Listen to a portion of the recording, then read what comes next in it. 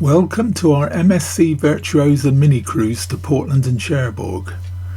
The cruise was organised by the Cruise Monkeys and Martin from Holiday Village.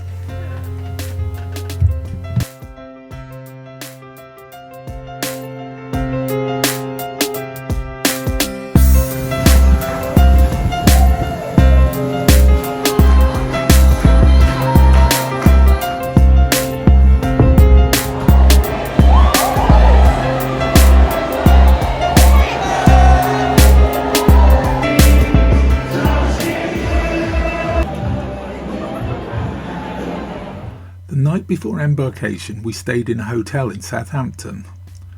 Next morning, we caught an Uber for an 11 AM check-in at the Horizon terminal. I tried to use my new mini action camera to film our embarkation, but the footage was too bouncy, so here are a few stills taken from it. We queued for no more than a couple of minutes and we were soon making our way on board. As soon as we were aboard, we were ushered in front of a backdrop to have our photos taken.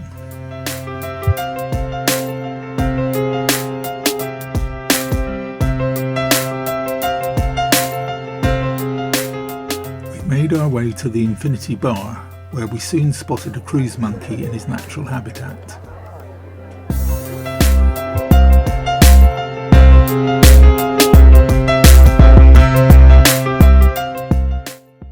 There was a long queue for drinks, but after about 10 minutes we had our first of many. We soon learned to get 2 drinks at a time. We spotted the cruise boys, and then had a little chat with Ken and Lindsay of Ken Goes Cruising. After our drink we had a little wonder. The ship is very sparkly everywhere. The gallery of Virtuosa's LED ceiling is very impressive. We headed up to the Marketplace buffet on deck 15 for some lunch. We're sitting in the Marketplace buffet at the moment, which, as you can tell, is extremely noisy, but all very efficient, and I don't understand what people have said about queues, because we're at peak lunchtime now. It's 1 o'clock and nobody seems to be having any difficulty queuing, and nobody is having difficulty finding tables. The embarkation was fantastic. We were still in our hotel room at 11:30, and we were on board 10:30 rather, and we were still on board by just after 11. Incredibly well handled. Compared with Princess, it was miles better than Princess. We've already met up with the Cruise Monkeys and Ken Goes Cruising. See you again. Thank you. And oh yes, we've seen the Cruise Boys as well. I've had a margarita, and this is my second Prosecco which just arrived. Jill had, what did Jill have? I had a mule de poire. She had a mule de poire. What? Poire de mule. Poire de mule. I don't know how to switch the camera around, so I won't try. After lunch we headed to our stateroom. We had chosen an Aurea class deluxe balcony, as this seemed to be the closest equivalent to the mini suite we had had on the Enchanted Princess. This isn't our actual cabin, but it was very similar to this. In our cabin we found several extra touches: this room diffuser, a bottle of Prosecco, dressing gowns and slippers, and a bar of chocolate. There were over 100 people in the group, and the Cruise Monkeys arranged a place where we could meet up for an hour each day. The Cruise Monkeys really are the nicest people you could wish to meet. After the group meet-up, we headed to the Minuetto dining room. We had the Aurea package, which gave us anytime dining. Each day we were able to wander up and be seated at whatever time we chose without booking. We hadn't set sail yet, and we could see the stern of the Queen Mary 2 through the window. As you can see, the weather was foul, so we'd abandoned any thought of going on deck for the sail away. For a starter, I had the tomato soup, and Jill had deep-fried breaded cheese. For the main course I had steak, which was supposed to be in a peppercorn sauce, but that seemed to be missing. Jill had penny alfredo, which didn't have as much sauce as we expected. For pud, I had this pistachio and strawberry dessert, which was very good. All in all, a decent rather than a great meal. Throughout the meal and subsequent meals in Minuetto, we were attended to by Gopal. He was wonderfully attentive without being intrusive. He was always quick to refill my glass without me having to ask. In the end, I had to stop him. Amazing bank of fog. After our meal, we returned to our stateroom to look out of our balcony as we moved down Southampton Water, passing the Queen Mary 2.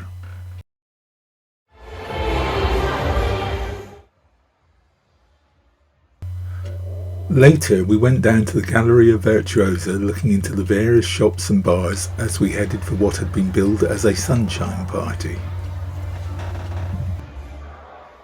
The party was very well and enthusiastically attended. For copyright reasons, I've muted the sound, but the songs were mainly ABBA.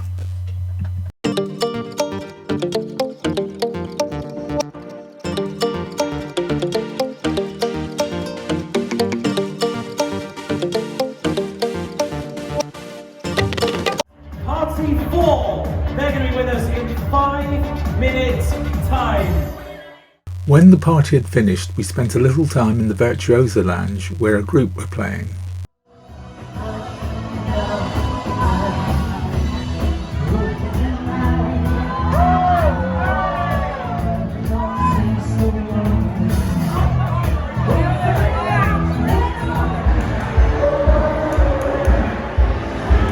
Then, it being well past midnight, we headed back through the ship and to bed.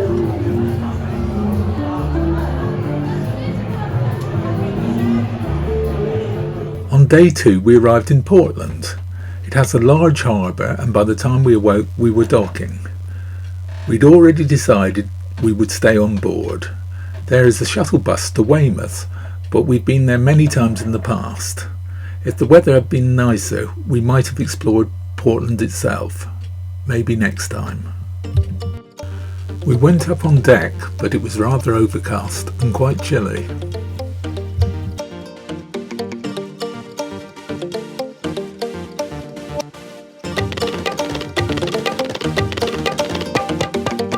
Headed into the solarium for a while.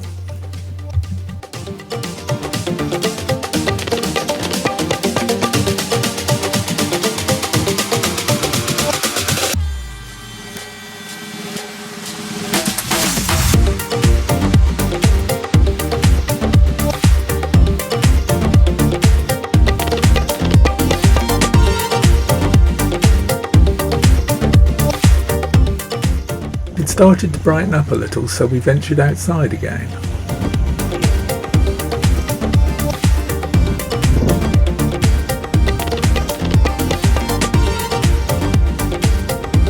We sat for a while at the Horizon bar at the back of deck 18, but it was still rather cold. We headed inside, walking through Dreamland, and popped into the Sky Lounge, but it was very busy, so we sought out the Aurea class exclusive Top 19. It's a very quiet outside area with quite a large crescent-shaped hot tub. Unfortunately, it lacks a bar, but otherwise is a very nice space. From there, we walked along deck 19 to the rope walk and water park.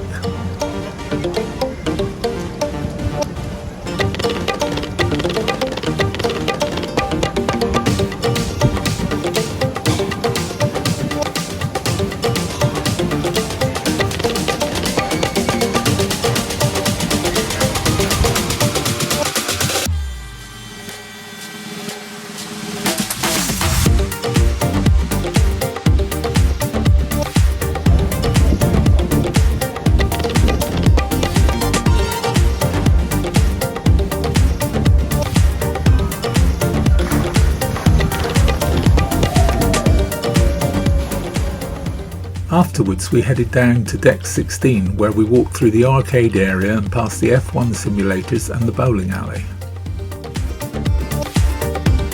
Back outside we watched the local sailing school for a little while. We then took a trip down in one of the external lifts to the lower decks.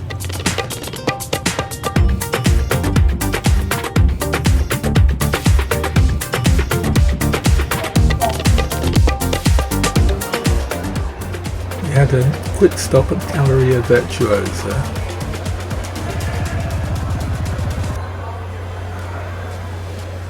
Had a quick look at the TV studio and the Carousel Lounge. Later, after another Cruise Monkeys meetup, we headed to the Minuetto restaurant for our evening meal and had a perfect view of our one-gun sloop sent off from Portland.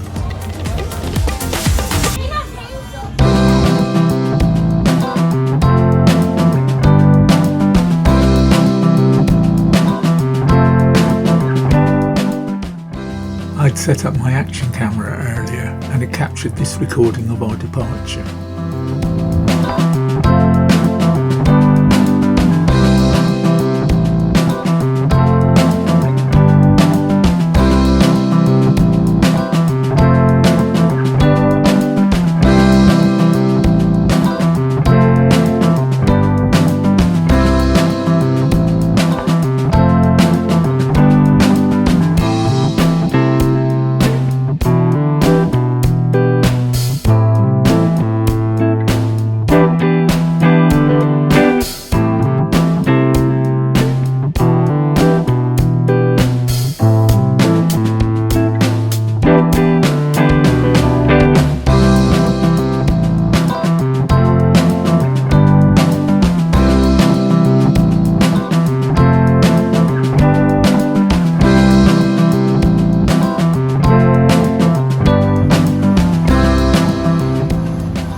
After our meal, we had another wander around.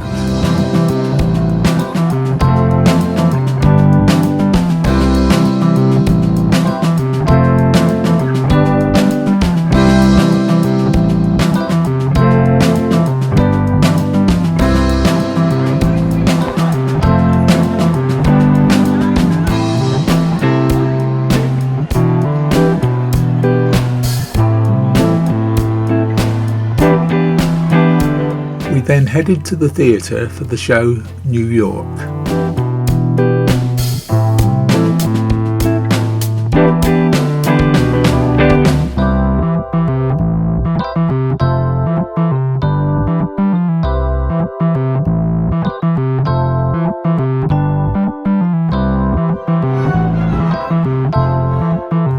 Several times each evening throughout the cruise we were treated to one of these flash performances. I'm afraid that for copyright reasons I've had to mute the sound again, but watch me accidentally photobombing the selfies being taken.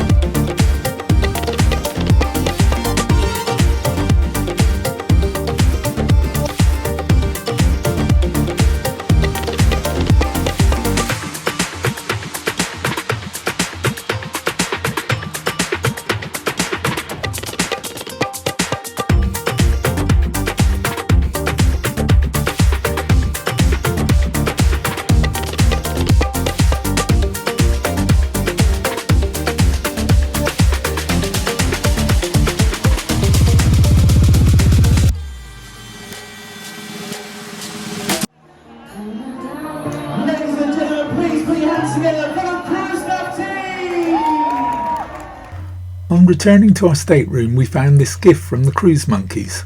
On his label it says Max, but we call him Tom, as in Tom Cruise.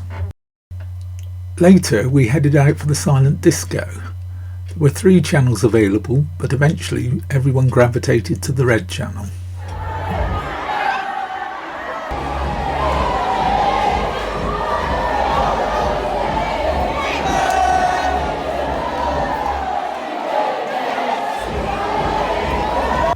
After a while, we moved on to the space party at the other end of the Galleria Virtuosa. We headed back to our cabin shortly after midnight.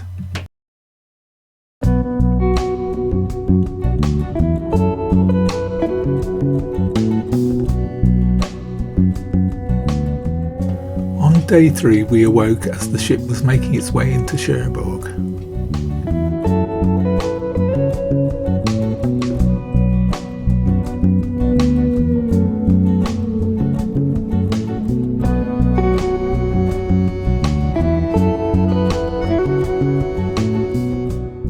As we hadn't had breakfast in our stateroom that morning, we headed up to the buffet for a late breakfast or early lunch.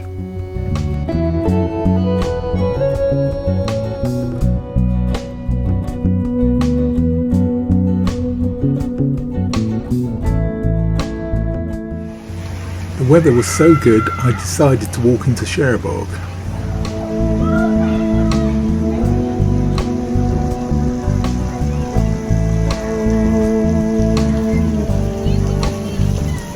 I returned to our stateroom to pick up my passport and found this towel elephant. It was our 4th cruise and our first towel animal. Jill stayed in the buffet for a while and had a couple of desserts. As I headed out through the terminal, I could see a long queue to get back on the ship.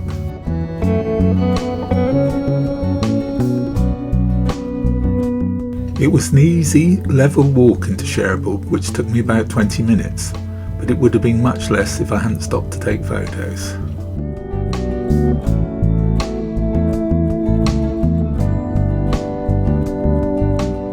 There are a lot of restaurants in the waterfront area.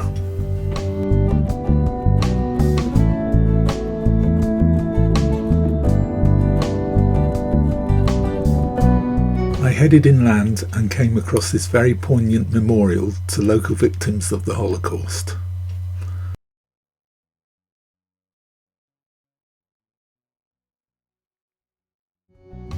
Further on was this statue of Napoleon. Just beyond was a good view of the ship and a Cherbourg sign. Meanwhile, Jill was on deck drinking margaritas. I started heading back to the ship and came across this dry dock on the way.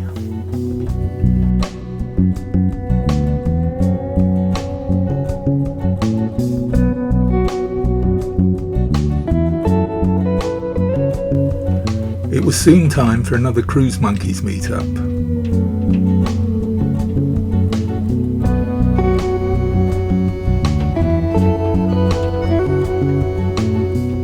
This group photo shows about half the people that were on the trip.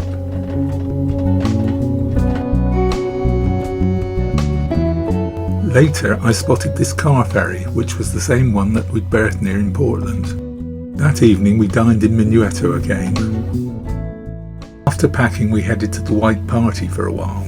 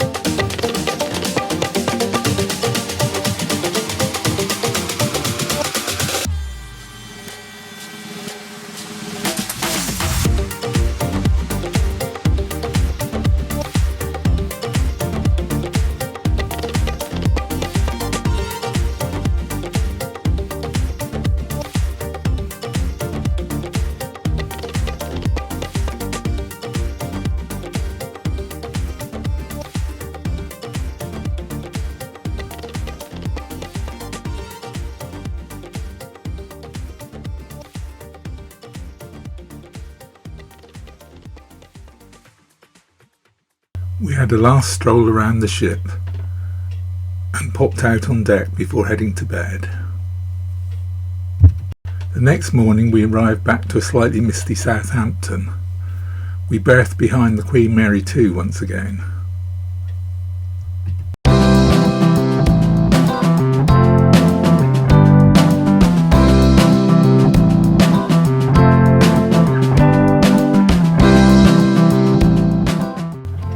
As we were Aurea passengers, we had an early disembarkation. Our gathering point was the Carousel Lounge. Strangely, there were only 5 people in our disembarkation group. We were soon ashore waiting for a taxi, which took us to Southampton Station, which has this huge mural opposite. Back home, the MSC Virtuosa occupies a prime position in our living room. This is our 4th cruise, and the previous 3 were all on Princess. Let's compare our most recent Princess cruise on Enchanted Princess with the MSC Virtuosa.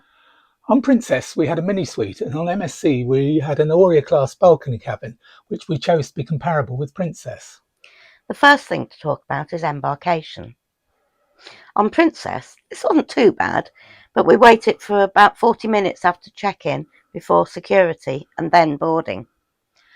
Embarkation on MSC was superb. We went through security, then there was a very quick check-in, and then straight on board. We were on board within 10 minutes of arriving at the terminal.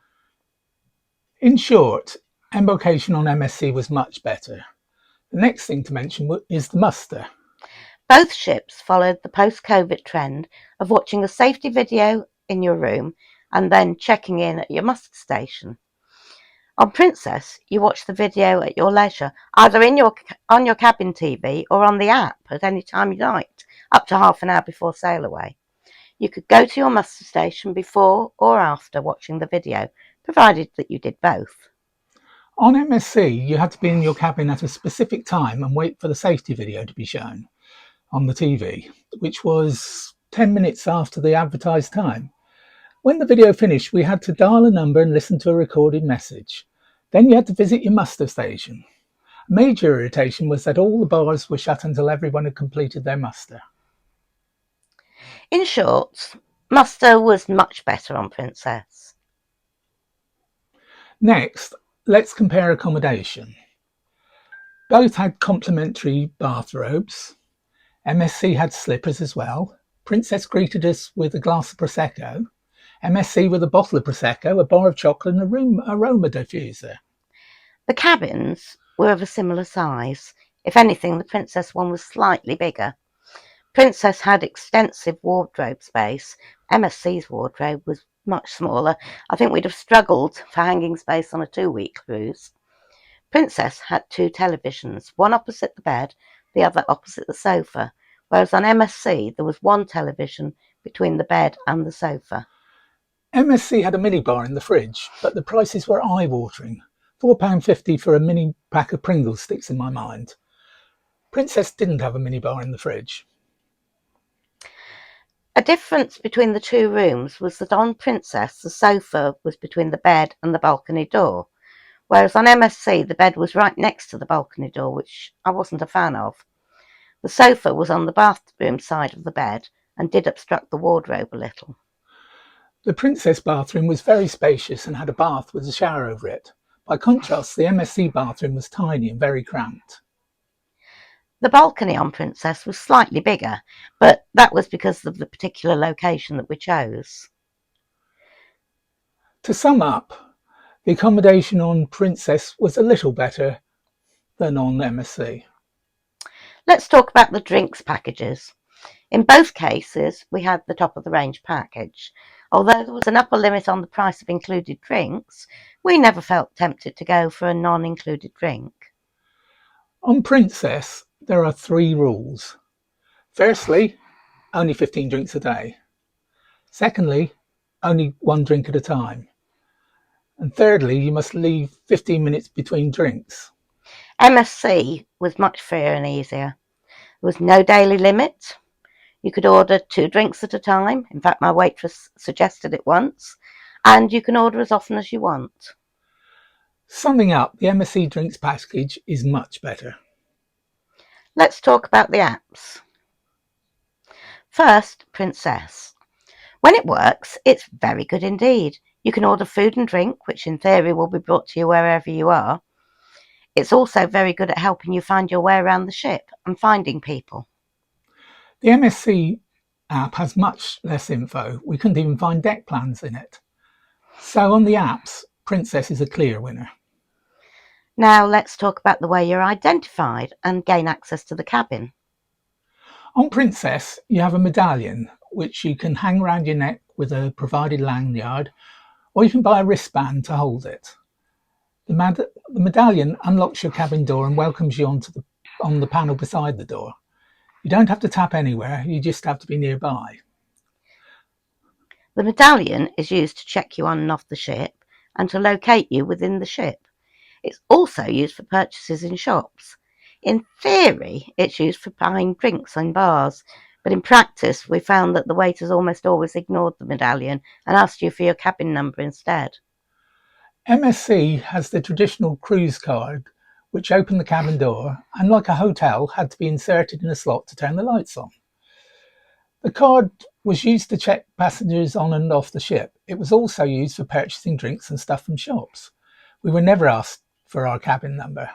One other thing, you could charge up your cruise card with cash at terminals located around the ship, rather than linking it to a credit card. On the medallion cruise card front, Princess would be a clear winner if the staff actually used the technology. Now let's talk about getting a drink. On Princess, queues for drinks were rare. In most places, somebody would come and take an order for a drink within 5 or 10 minutes. Although sometimes the drink would take half an hour to arrive. If you're desperate for a drink, you could usually just walk up to a bar and get one very quickly. Ordering via the app was very hit and miss. On MSC, the only way to get a drink in any of the bars that we went to seemed to be to queue. Sometimes queuing could be 20 minutes or so. This was because each bar seemed to have only one waiter who stood at the front of the queue, took orders and passed them on to the bar staff, and then waited for the drinks to be passed to them from them to the customer. It's a very odd way of doing things. So, on getting a drink, Princess is the clear winner. Let's talk about the buffet. On Princess, there was a good selection and we were always able to find somewhere to sit. We could order any drink we wanted with the meal. The buffet closed at 11, and after that, the only place to get anything to eat was at the International Cafe, which is open 24 hours a day, with a small selection of food, or you could order room service. On MSC, the buffet has a huge selection of food. There's plenty of seating towards the back of the ship, and each type of food is repeated in several serving places. You could only order beer or wine to drink with your meal, and no other alcohol was available in the buffet area. However, the buffet was open until 1 a.m. Overall, MSC wins the battle of the buffets. On to the main dining rooms. Princess had a good and varied choice each day, with a selection of dishes always on the menu. Tables were quite close together though, and we often found ourselves in conversation with people at neighbouring tables. Because we chose anytime dining, we were at different tables each day. On MSC, there was a rather smaller choice, but again, some dishes were available every day. The seating was more spaced out in a special area reserved for Aurea guests. We had anytime dining, but always ended up in the same area with the same waiter. Overall, there wasn't much to choose between Princess and MSC main dining rooms. Next, room service. On Princess, a light breakfast in the room was included and was booked the night before for a half-hour slot.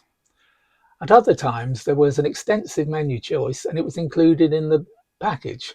However, it's sometimes slow to arrive. On MSC, a light breakfast again was included in your room and was booked the night before for a half-hour slot. At other times, the delivery of room service was included for Aurea passengers, but you paid for the food. It was quite expensive and there wasn't much of a choice. So on room service, Princess was a clear winner. Next, entertainment. This was a broadly similar type and quality. On Princess, there were 2 evening performances of a 45-minute show. On MSC, there were 3 performances of a 30-minute show. On Princess, attendance at the show was on a first-come, first-served basis, whereas on MSC you could book entrance to a performance on the cabin TV. It was possible to just turn up if the show wasn't fully booked. Both ships had various singers and musicians dotted round bars in the atrium. In addition, MSC had 2 short flash performances each evening in the atrium and had, for an extra charge, a more spectacular performance in the Carousel Lounge. Finally, disembarkation. For both ships, we had to put our cases outside our cabin on the evening of our last day. On Princess, our class of cabin gave us no special privileges, but on MSC it entitled us to early disembarkation. On Princess, we had to wait in a very crowded area with very unclear messaging, but on MSC we waited in an almost empty area, and at the designated time we were escorted to the top of the gangplank. MSC is a clear winner on it, Disembarkation. There were some things we couldn't compare between Princess and MSC because we didn't try them on MSC. The Wi-Fi. We didn't bother with this on MSC because the cruise was only 3 nights and it did seem very expensive. Specialty dining we didn't try, nor did we go on any shore excursions, nor did we engage in any activities. Now to our overall conclusions. MSC Virtuosa was noisier and seemed more crowded than Enchanted Princess. Service in the main dining room was quicker on Virtuosa. Embarkation and disembarkation was smoother on MSC. We were well past halfway in the age range on both ships, but people on Virtuosa were noticeably younger. So, would we go on MSC again? Yes, but probably not for a 3 or 4 day cruise, unless we got a really good deal, as Martin from the Holiday Village got us. Thanks again to Luke, Gavin and Martin. Please like this video and subscribe to our channel. We're not very prolific yet, but we're just getting going.